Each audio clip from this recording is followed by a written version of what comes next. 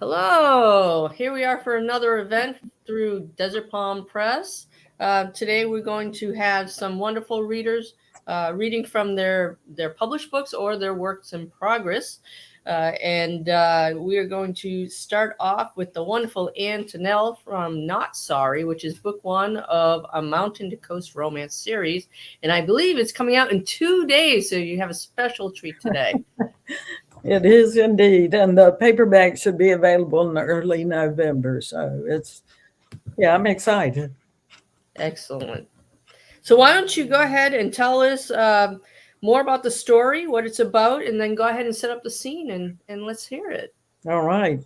Well, first of all, I want to thank everybody for coming today. I really appreciate your joining our author readings. So this is an excerpt from Not Sorry, and as she said, it'll come out just in 2 days. The backstory: after her release from a nearby prison, Monty, the newly homeless ex-con, has found her way to a remote home of a kind woman, Liz, who has allowed her to stay at her home in exchange for some reno repairs. Since they're beginning to spend time around one another, they're sort of negotiating those feelings they have. The next morning, Monty poured some coffee and watched Liz sitting on the swing, seemingly enjoying the morning. Liz, wrapped in a blanket, drank her coffee. Her knees were bent so that her feet rested on the swing seat. The pillow leaned against the swing's arm and chain. She leaned back against a pillow. Monty guessed at that vantage point, Liz could watch the bird activity at the feeder suspended above the porch rail. Monty watched as the birds took turns eating. Yellow-gray blackbirds with unruly tufts sat on various hemlock branches as if they were jets waiting for their turns to land at Hartsfield-Jackson Airport. As one or two birds flew away, 2 more would fly in. Monty thought about the woman who had opened her door and provided her a safe opportunity. What did this woman want of her? Monty's entire life had been spent parsing out pieces of herself. If it wasn't to her stepfather, it was to some jail guard. Keep quiet and I'll give you this. All in exchange for a hand job, a fuck, or whatever. That certainly put her on a path to begin using others, taking money, taking items, taking chances. She did not want to go back to prison. Could she live on the path that seemed Liz was showing? Could she trust someone the way Liz seemed to trust her? She wondered. One day at a time, isn't that what they say? It had worked for 3 whole days. She wasn't tired of it yet.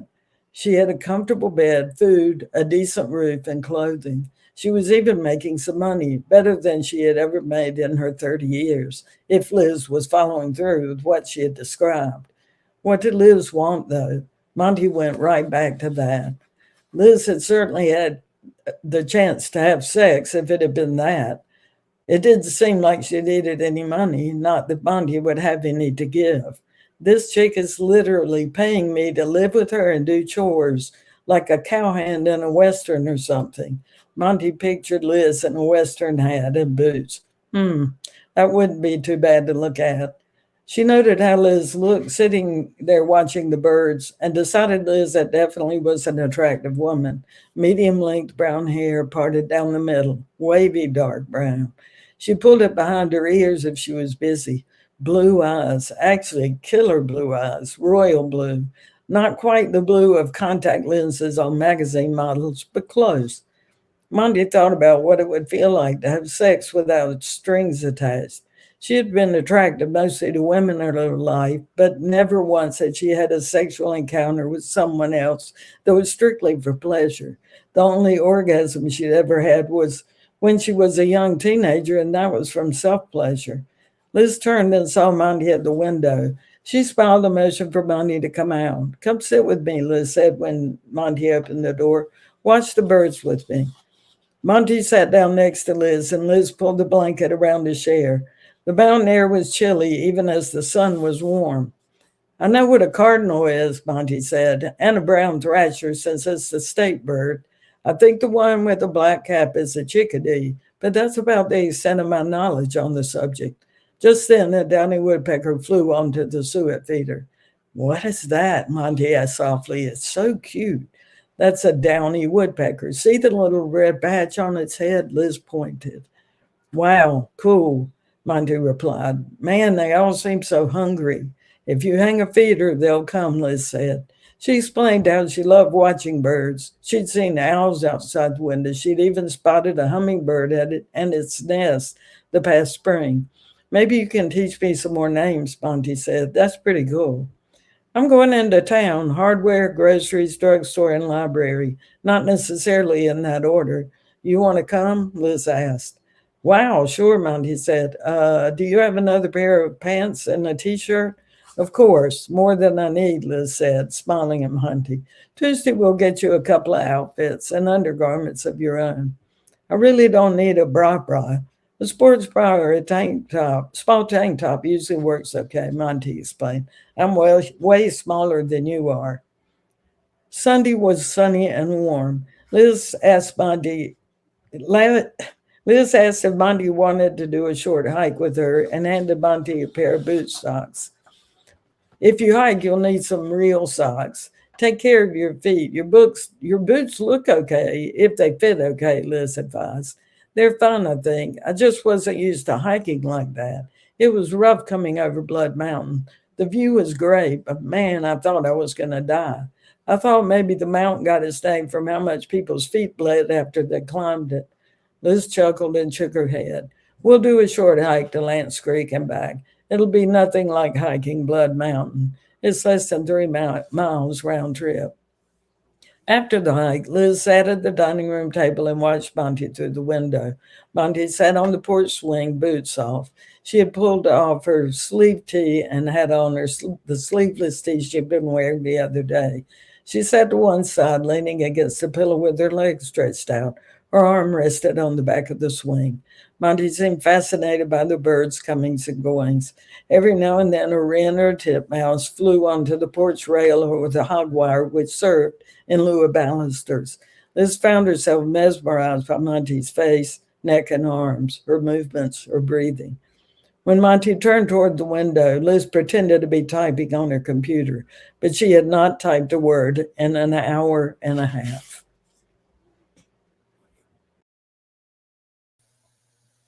All right, that was great, Anne. I really loved the progression of these Monty and Liz and how they're sharing experiences together to deepen that connection. You're welcome. And so next we're going to hear from K.L. Mitchell, and she's reading from book 2 of Kalizad called Villains, which came out last month, September 1st. So K.L., welcome. And why don't you go ahead and tell us about the book, what it's about, and set it up for the scene that you're reading. Okay, so this is basically, it's a bit of an odd concept. It is a follow-up to The Road to Kalizad. The storyline is basically the two girls and the heroes, they've gone down to a place called the Enchanted Forest, which is kind of a tourist trap, but the thing about it is, it's where all the stories come from, all the fairy tales and so on and so forth. And when they get there, they discover that someone's been stealing the villains. They're taking them out of the fairy tales, and it's breaking reality. And so they've got to go out and save the bad guys. So what I'm about to read is basically an abbreviated version of the opening. So here we go. Listen, this is the hell of unfinished stories. Here are the crippled tales and the sagas with no end, the two-part trilogies, the tragedies of time, writer's block, and circumstance. These are the stories once begun, but never ended. Here, in a Victorian drawing room, a detective stands paralyzed over a body waiting for an insight that never comes. Here, two princes languish in an ogre's cave waiting for their rescue by a younger brother who Uh, Having found that there's no one between him and the throne now, he decided to give up adventuring and take up politics instead. And here, in a windowless brick house, a lone pig chokes down another energy drink, rubs his eyes, and goes back to scanning a wall of security monitors in search of a wolf long since dead of trichinosis. They all float here, nebulous in the never never land between the pages. Shut up, Siri. Fantasy, tragedy, drama, romance, all are frozen in time, spinning in eternal limbo, groping blindly to unlistening ears, and then they all desire one thing: an ending. And just lately, there seems to be a lot more of them. The rains of the morning had moved away west, and the sun was drying out on the road as the centaur Iara looked unhurriedly along. On her back, her girlfriend Rivka munched a mid-morning apple and fussed with her hair. Iara glanced back. "How's it going back there?" Rivka worked another burr free and flicked it away into the woods. "I think I've got them all out of my hair at least. Pretty sure there's one in my boot, plus a couple other places I won't mention. I swear those things get everywhere." Yara reached back a chestnut brown hand and patted her girlfriend. "Sorry about that. Guess we missed them because it was so dark when we made camp." Rivka grumped. "Yeah, well, we wouldn't have had that problem at an inn, that's all I'm saying. I know you prefer sleeping outdoors, but I kind of got used to having a bed, you know?" Yara laughed. I know, but look at it this way. At least we don't have that farmer chasing after me anymore. Total release from indentures, and we can do what we want." "Well, sure." Rivka fidgeted with her hair, which turned out to have another burr in it after all. "I wish we could have come up with something better than, here, take all our money and just please go away. Not exactly my best plan ever." Yara giggled. "Well, it worked, didn't it?" She reached back to give Rivka's leg a squeeze. "And I have heard you say that the simplest plans are often the best. Besides, we just finished stopping a war, so maybe it was for the best to stick with something simple." Rivka nodded and frowned at the memory. You think that'd have been at least good for some kind of reward, though, wouldn't you? I mean, I'm not asking for a knighthood, but maybe a medal or two, royal commendation, sack of cash. "Oh, me too," Yara nodded. "But you know what they said." Yeah, Rivka rolled her eyes. Them and their delicate political situation. Her voice took on a sarcastic lilt. "The general feeling is that everyone is better off just pretending nothing happened. Real convenient. Means they don't have to reward us or anything." "Well, you kind of see what they mean. And I'm sure the king's got enough to worry about without word getting out about how close things came." Maybe. But I bet the king didn't wake up this morning with burrs on his butt. Rivka. Well, not that he'd have to pick them off himself. I bet he's got someone for that. It's probably a special job with a title and everything.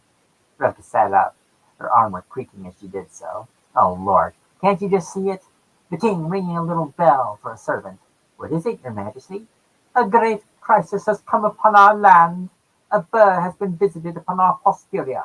Send for the royal burr picker at once." Suddenly, a flourish of trumpets, and there he is, the Pluckmaster General, resplendent in his spiky jodhpurs, holding high his ceremonial golden tongs. Rivka." The king bends over. Somewhere a drum begins to roll. "Rivka." Archbishop douses the afflicted area with holy water just as the Rivka.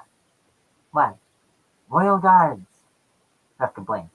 What about them?" Yara tilted her head forward. "Royal guards, coming this way."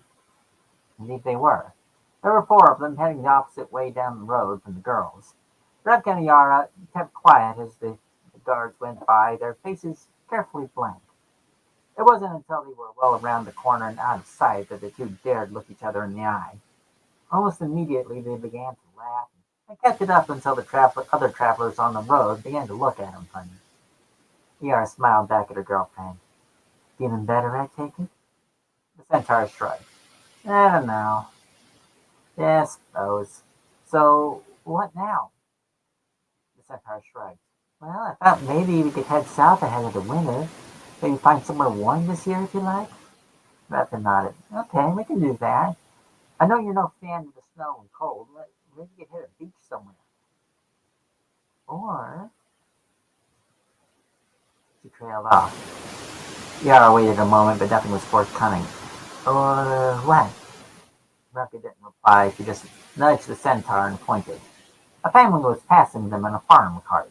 One of the children was wearing a rough, cheaply made tunic, upon which was emblazoned the legend, "I have been to the enchanted forest, as may be vouchsafed by these words upon my shirt." Rebecca turned to Yara. She smiled. "Fancy a vacation?" Opinions differ as to the exact nature of the enchanted forest. There are some who say it's the site of an ancient magical accident. There are others who claim the area is under a curse of some kind, and that there are those who say that there's nothing unusual at work at all, simply the brain's natural predilection for seeing patterns where none exist, like buying a blue cart and then suddenly seeing them everywhere. There are even those who staunchly believe that the whole thing's a put-up, cooked up to bring in the tourist money. But the fact of the matter is, the Enchanted Forest has earned a reputation over the years for generating more stories, yarns, tall tales, and epic fables per acre than any other spot in the world. Animals walk and talk, there are magic swords and rings all over the place, and wishes are granted in the most ironic way possible, all as a matter of course.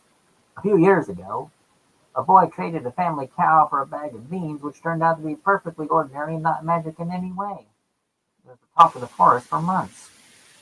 Unsurprisingly, once word got around, the forest became a popular tourist destination. People of all sorts flocked there. Wandering troubadours came in search of fresh material.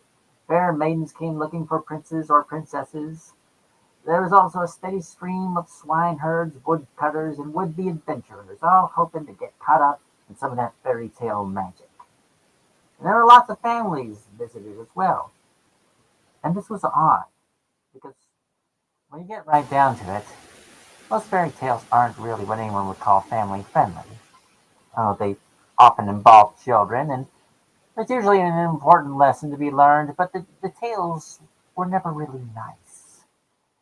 I get past the bowdlerized versions and the later editions with the tacked on happy endings, down to the bone where the oldest stories live, and they are filled with blood and teeth and gore.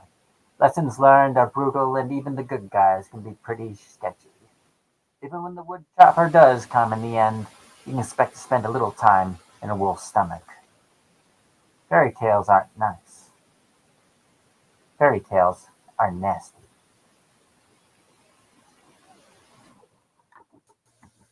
Wow, that was awesome. I love the ending of that. Such a nice twist. I really liked the whole story about the enchanted forest and just that satirical nature that you've weaved into your story. That humor is just wonderful. Love it. You're welcome. Okay, so next up, we're going to hear from Jane Alden, who's reading from a work in progress called Evil's Echo.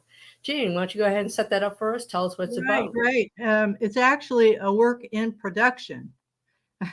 It's Lee has it, and she says that we'll be out by the first of the year. So that's very exciting. It's Evil's Echo, and it's set in 1972 New York City. And Butch Tracy is a reporter with the New York Gazette.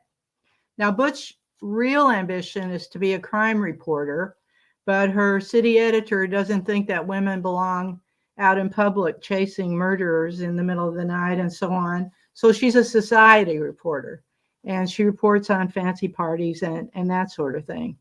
Her nickname, Butch, her fellow reporters gave it to her, not because she's a lesbian, which she is, but she keeps that pretty quiet. This was 50 years ago, by the way. They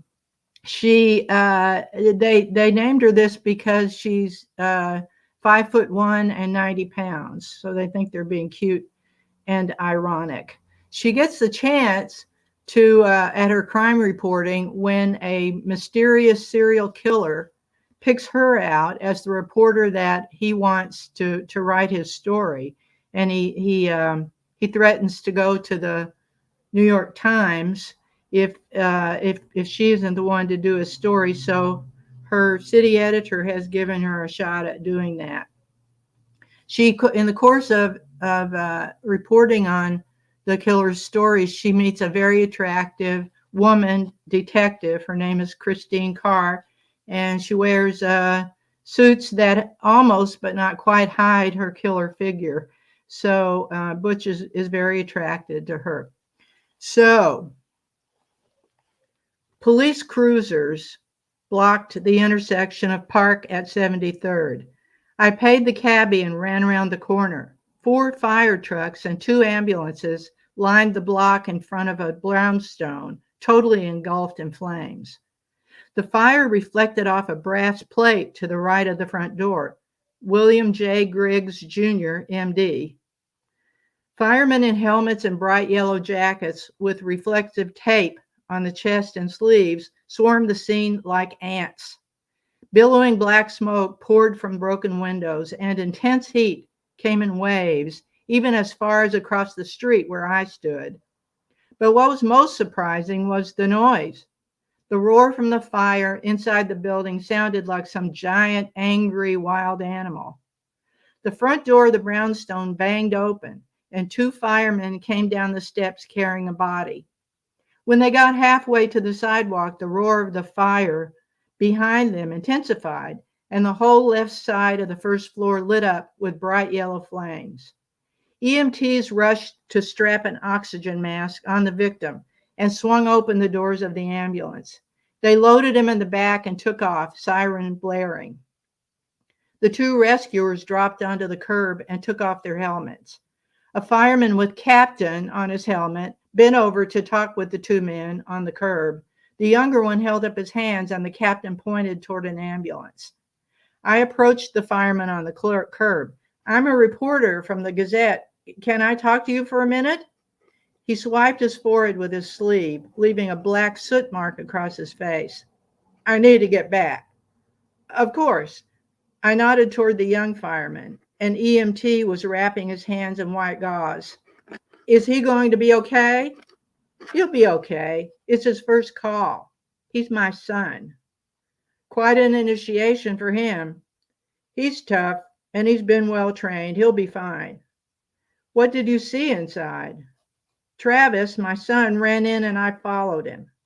The victim was behind a desk, unconscious and tied to a chair.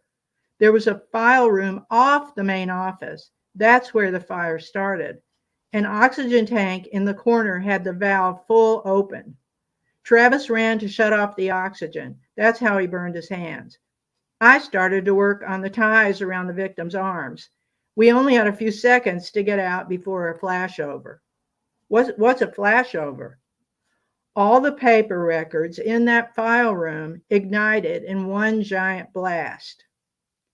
That's what happened when you came down the steps with the victim. He nodded. You won't survive a flashover. When you see the conditions for one, you have 7 seconds to get out. We barely escaped with the victim. One thing was weird. There was a gun duct taped to the oxygen tank. Did you say a gun? Yeah, like a really old one you see in paintings of the Puritans. He stood up. I hope Travis is okay. He didn't acknowledge the last part. He was already joining other firemen holding a huge hose, blasting water through a broken window on the first floor. I ran to the corner of Park and found a phone booth to call Duke. The boss took down all the information. I'll add this to the description of the Avengers phone call and run it downstairs to production. And Butch. Yeah, boss. Great job. He hung up. I leaned against the wall in the stuffy phone booth and took a moment to savor the compliment. Maybe Duke was starting to see me as a crime reporter. I ran back to the building. Detectives Sloan and Carr had arrived, and Sloan had the fire chief collared. Christine stood behind Sloan taking notes. I got close enough to listen. When your men went inside, what did they see, Captain? We only got to the first floor, one victim as far as we can tell.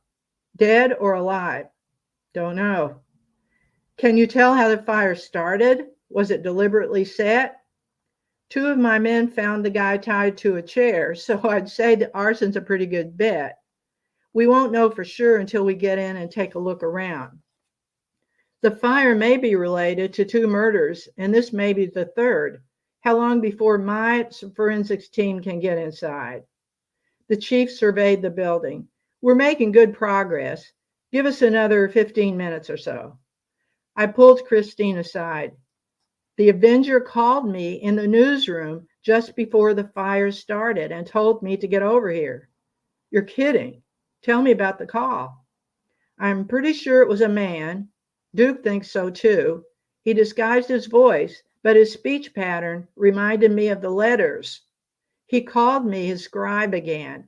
He said he was phoning from inside the doctor's office and he had everything he needed to start a fire. Did he give you any clues about why? He said the doctor is paying for sins of the past. Christine, he bragged he's getting better as he gains experience. He's planning more murders. I just know it. Sloan yelled in our direction, "Carr, the captain's given us the go-ahead to get inside." The photographer and I followed the detectives and 2 forensic techs into the building. Off the foyer to the left, in the burned-out office, water stood in puddles on the floor and dripped from the ceiling. One tech began gathering and bagging odd bits of potential evidence that survived the fire and water, including short rope lengths knotted around the desk chair arms where the Avenger had tied Griggs. A tech motioned for Christine's attention and pointed to the floor under the burned-out desk. A waterlogged piece of paper with red crayon print floated in the puddle. I bent over and read it aloud. "I will repay. In due time, their foot will slip. Their day of disaster is near and their doom rushes upon them." The chief and I followed Christine and Sloan into the 10 by 10 file room. The flashover's intense heat had twisted the open metal shelving into weird curlicues and burned most of the paper files to ash. The chief looked around the room. This is where the fire started. Sloan scratched his head with his pencil eraser. "And now I've seen everything." He pointed toward one corner of the compact space to an intact oxygen tank with an antique musket duct taped around the middle. I flipped back in my notebook. Here's what he said on the phone. Sloan looked up from his notes. "What do you mean what he said on the phone?" Christine stepped between us. "Someone called Butch just before the fire started." "Well, what did he say?" "He was ticking off the elements needed for a fire: oxygen, fuel, and a spark. About the spark, he said, 'I have an elegant solution for that.' Guess he meant the gun." The chief squatted next to the oxygen tank. "I've seen these weapons in museums. It's an old flintlock. When you pull the trigger, gunpowder causes a flash that would ignite any nearby fuel in the oxygen-rich environment. He piled paper around the tank. You can see the ashes." Sloan sent a uniform out to the squad car to call about the status of the victim and to see if the station could identify a next of kin. Maybe the doctor was alive when they carted him off in the ambulance. We could finally get a break on this case if the victim can talk. Our killer may have slipped up. The uniform came hurrying back. "He's at Presbyterian, alive and conscious. The head nurse says he's heavily sedated because of the pain, and if we want to talk to him, we better get right over there. You never know how long he'll hold on." "Next of kin?" The cop checked his notes. "Wife, Pamela Griggs, 12 East 74th. Fancy neighborhood." "Yeah." Sloan took a quarter out of his pocket and looked at Christine. "I'll flip you for it. The loser visits the wife. Winner hustles over to the hospital." Christine won the coin flip and headed out the door with me trailing behind. That was great, Jane. And you know what really impressed me was that part about paying for the sins of the past. That seems to be a good clue there as to what to watch for all these murders happening. So thank you for that. Now we're going to hear from Ellen Hoil, who is going to read from Traumatic Love, and that was published a couple years ago in 2020. So Ellen, go ahead and set that up for us. Tell us what it's about. Hi, everybody. Today I'm going to read from, as Jazzy said, Traumatic Love. It was my second novel. It's the story of overcoming trauma and how people come out of similar experiences with different scars. So in this book, Nydia Rogers and Joe Powers are both survivors of traumatic childhoods. Joe grew up to use that experience to protect others as a detective in the Riverview Police Department's intimate partner victim unit. Nydia Rogers became a trauma doctor, but she's questioning whether she still has the heart for it. In this part of the scene, Nydia has finished telling her patient sister the news of her condition. This is going to be the second meeting between Nydia and Joe. Nydia stood up, but before she could leave, Doreen rose and enclosed her in a hug. Nydia returned the hug, trying to offer what little support she could. "I'll keep you up to date," she said. Doreen wiped the tears at her eyes. "Thank you," she said. Once Doreen let go, Nydia walked out the door, softly closing behind her. As Nydia passed the visitor area on the way to the nurse's station, she heard raised voices coming from inside the visitor's room. The area was blocked by a wall that also caused the voices to be muffled, but since she could hear the voices, they had to be loud and angry by what she could make out. "Exactly what I need right now," she said. However, as she sat down, she couldn't help but make out bits and pieces of the argument. She turned to Janet, the nurse sitting next to her. "Anything we did to call security about?" "No, I walked by a moment ago and saw a uniformed officer arguing with, I think, a detective." "Reason enough to ignore the idiots then," Nydia muttered as she glanced at the wall and then went back to work. The voices got louder. "I don't care what you want," the sound of a female voice said. A male voice responded even louder. "What I want is this collar. My partner and I earned it. If that Vic dies, we get manslaughter. As it stands, we have attempted charges. That will get me one step closer to detective." The female voice was stern. "First, you'd have to explain how the guy broke his arm and why you were inside with no backup." "I don't have to explain shit to you or anyone, and you know it. The only thing that matters is who you know, and we all know I got that covered." Nydia glanced towards the wall. Typical, the only thing cops care about are their own asses and how to get ahead of the game. "Listen, you don't need get that collar, and you better hope the suspect doesn't press charges. No one in my unit is going to back you up on any lame-ass story you come up with." "Fuck you," the officer said. After signing off the chart, Nydia spun her chair around, grabbed a clipboard, and stood up only to crash into someone who had walked up behind her. "I'm sorry," she said, looking down at the clipboard she dropped. "No, it was my fault. I shouldn't have been standing so close," a woman said as she bent to pick it up. The woman stood up, and Nydia came face to face with Joe Powers. For a brief moment, Nydia smiled, glad to see her again. Then she remembered the argument and realized that since she was leaving the room, Joe was the woman she heard. The way Joe stood up to her fellow cops was unexpected, and Nydia wasn't sure what to make of the situation. Was she sincere? But would she go as far as to turn him in? I'd like to think so, but in reality, probably not. Joe touched her forearm. "Are you okay?"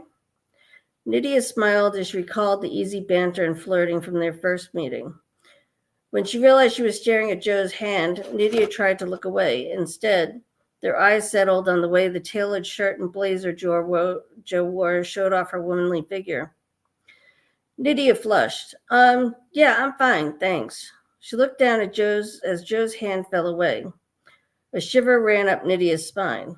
"Well, I just wanted to say thanks for taking such good care of me," Joe said. Nydia looked up and caught sight of Joe's badge before their eyes met. "No problem, officer. I was doing my job." Joe's smile disappeared and was replaced with a small frown. Nydia had a twinge of sadness and she realized she was the cause, but she pushed the feeling down. Joe's body language became stiff and made her appear sad. "Even so, I really appreciate it. Well, I'm glad to help, Officer Powers.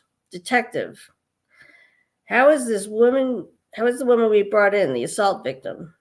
Nydia noticed Joe scuffing the toe of her shoe on the floor in a nervous fashion and thought, she hadn't struck me as someone who got nervous easily. I wonder what's up with that. She looked at Joe as she said, "Oh, yes, thanks for reminding me. I'm supposed to go over everything with the new head of IPV unit officer," she said, blushing. Joe's demeanor changed. "Well, that would be me, so you're in luck. I'm the unit head."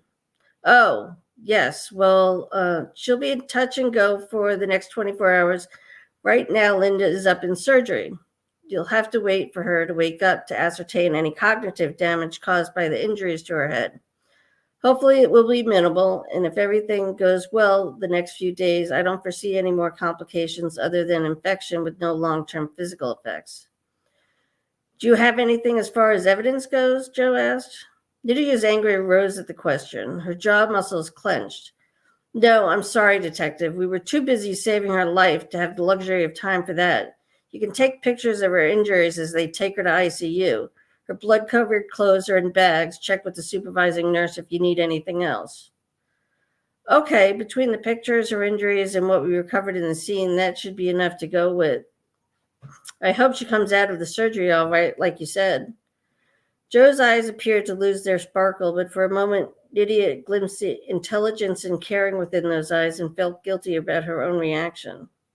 Displays of caring emotions weren't something she encountered from the police. Then again, she rarely cared enough to consider any of them that close. However, for some reason, when she and Joe interacted, Nydia looked past the badge and saw the attractive, fun woman. She didn't want this meeting to end. Joe Powers has the strangest effect on me. I don't know what this feeling is. It's different, and I'm not sure if that's a good or a bad thing. She has me so confused. Maybe conflicted is more the right word. I just don't know anymore. Would you like to join me for coffee? Nydia asked. Sure, thanks.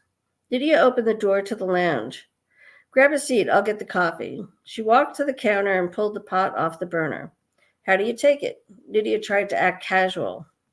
Milk and sugar are fine. As Nydia poured, she felt as if Joe's eyes were burning her skin. Nydia placed the coffee in front of Joe and took the seat next to her. So what happened when Linda came up? She was in bad shape. Linda Wilkes. We got a call to her house from one of the neighbors. It was the 5th time the police were there in the last year. Each time, Ralph, her boyfriend, had beaten her. But she refused to cooperate, so he was released, and we didn't have enough to pick him up on without her. Joe looked at her coffee cup with a frown. He was a smart one, left no visible marks. I responded to the call last time, and you could read the pain in her eyes. This last time, the unicar that answered didn't wait for us. Some hothead went running in there alone, said he found Ralph kicking her with his work boots. Joe let out a deep sigh. By the time we came to the scene, Ralph was handcuffed with a broken arm, screaming about police brutality, and Linda was lying on the floor, bleeding and unconscious. We called in the ambulance, and the rest you know. The pictures we'll take of Linda's injuries should match up with the work boots. Hopefully that will be enough for the DA's office. Ralph left some pretty good impressions on her from what I saw on the scene. We'll have that along with the blood all over him. I pray that when she wakes up, she'll be willing to testify, Nydia said. I'm pretty sure she will. We got a call a month ago, as I said, and she was close. You could see it, the look in her eyes. I've seen it before in some victims I've dealt with. This will probably push her over the line. At least I hope so. And that was Traumatic Love. Excellent. You know, I could see how the sparks were flying between those two and how they're dealing with this traumatic victim and what's happened with her and how that might be reverberating with their own past. So I am curious to find out what happens next. Thank you, Ellen. All right, so now it's me. I'm going to read from Leveling Up. This came out, it was published in January of 2022. Leveling Up is a contemporary romance about a talented video game graphic designer and animator named Clark, who re-enters the life of her former mentor 6 years after finishing her internship. In this excerpt, Clark bumps into a former colleague and they agree to meet for dinner that night to catch up. This story is filled with some of my favorite tropes: second chance romance, age gap, ice queen, workplace romance. So I'm going to read from chapter 1, the very beginning, called The Beginning of the Rest of Her Life. Hurrying down the street, Clark Parson tries not to think about the fact that the wind chill is 10 degrees below zero, or that her last meeting of the day isn't for 2 more hours, or that she is furtively looking around hoping to catch a glimpse of... No, she won't think of the name. She won't. Clark may not be able to control her dreams, but she can damn well control her wayward thoughts. It's been 6 years after all. When will these feelings fade? When will she be able to move on? When will she be able to walk down the street in Manhattan without hoping to somehow see her?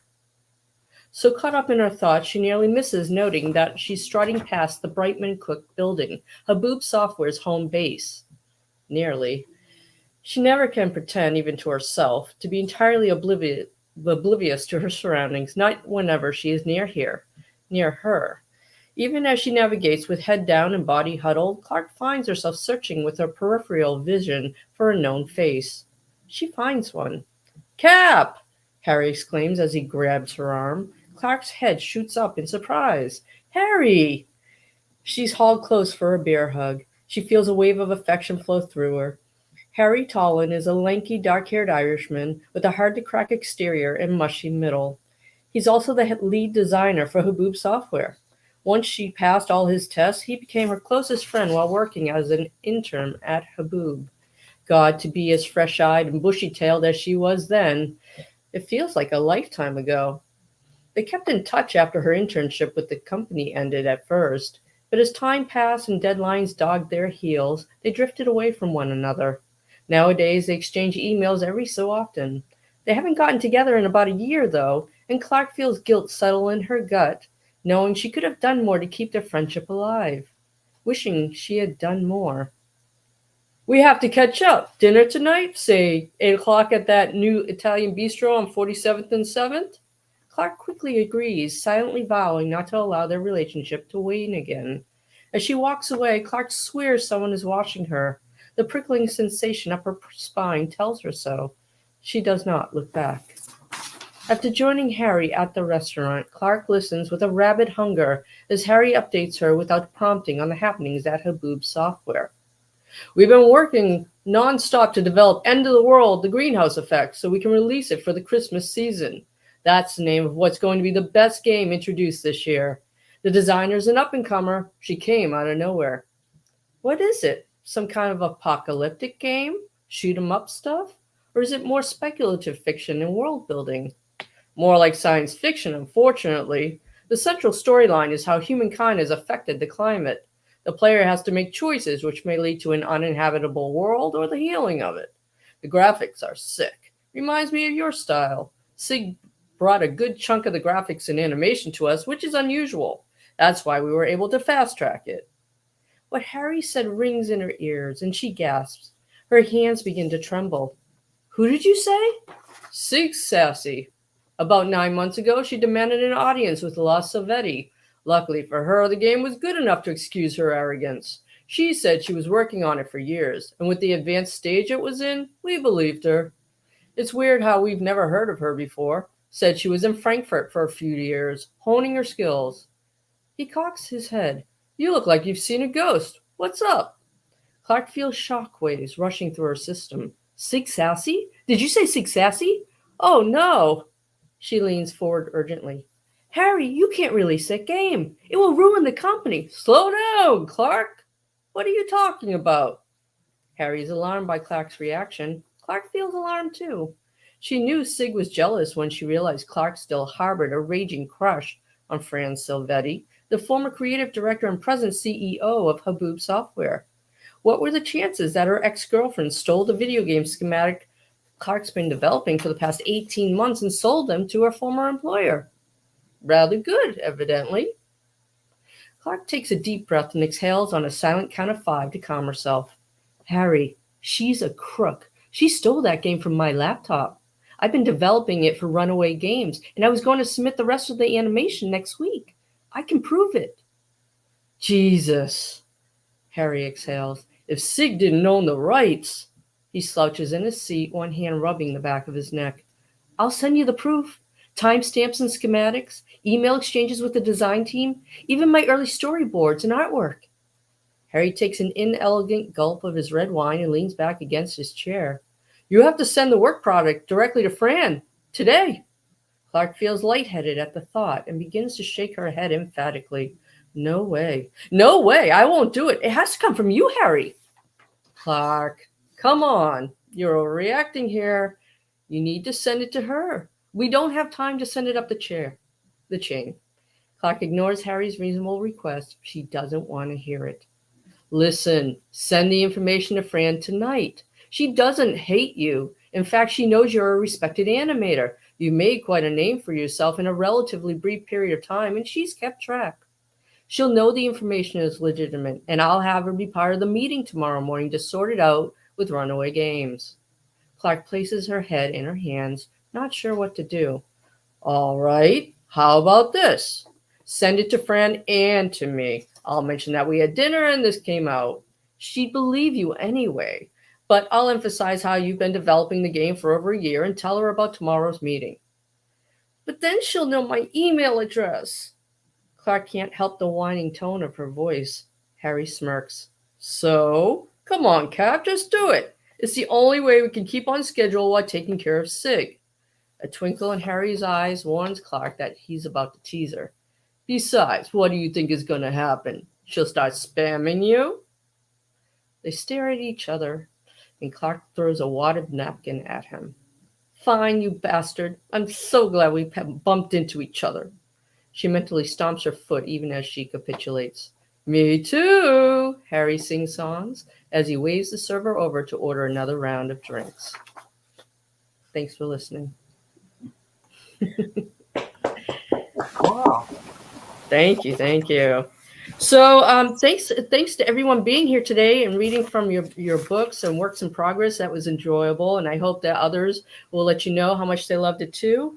I also just wanted to mention that you can go over to Desert Palm Press's website and either pre-order in Ann's case or order any of these books. And Jane's will be over probably in a month or two. You'll at least be able to pre-order, so keep that in mind. And if you go over to Desert Palm Press, you can get 10% off. Just use the code 10DPP. So I hope you'll go over there and check us all out. Thanks for being here today.